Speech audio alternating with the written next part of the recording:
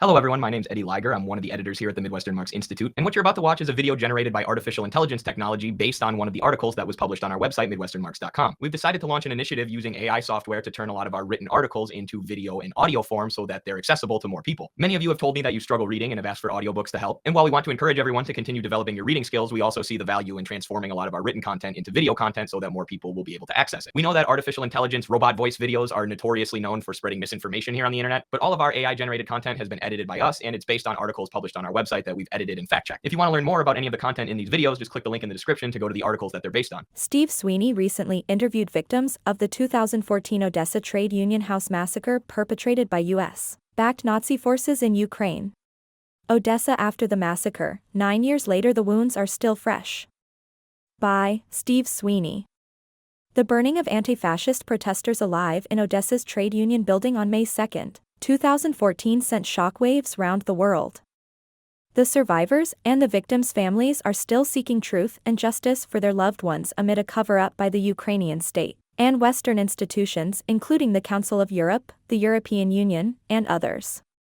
Steve Sweeney spoke to a victim using the pseudonym Sasha, who described the events in 2014 which left her with permanent scarring and burn damage.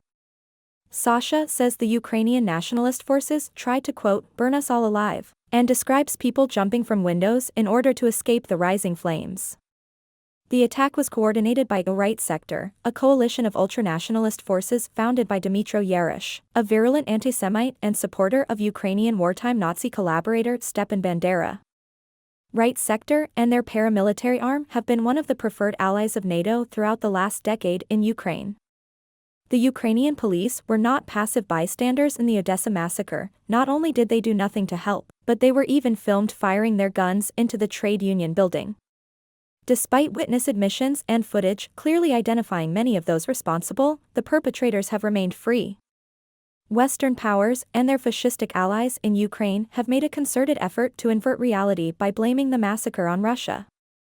Petro Poroshenko, who was later to be installed as the Ukrainian president, led the charge accusing Russian provocateurs and supporters, shipped in from Transnistria, of coming to Odessa to foment violence. These claims have been widely dismissed even by anti-Russian sources such as the CIA-backed Radio Liberty, who said that all the attackers were residents of Odessa and surrounding suburbs. On today's anniversary, commemoration events have been banned in Odessa once again, as pro-Kiev forces seek to erase the event from memory. The Council of Europe has aided in the cover-up by describing the events as clashes between equally responsible groups, rather than a massacre committed by NATO-backed nationalist forces.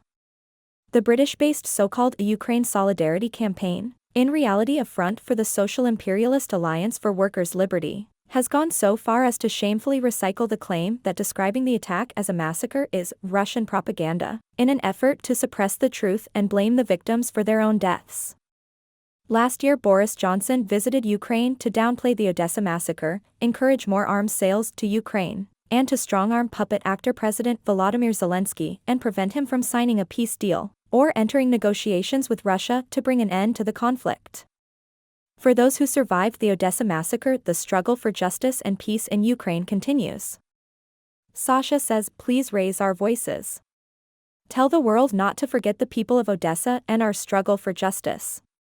Only then can we put out the flames that continue to burn.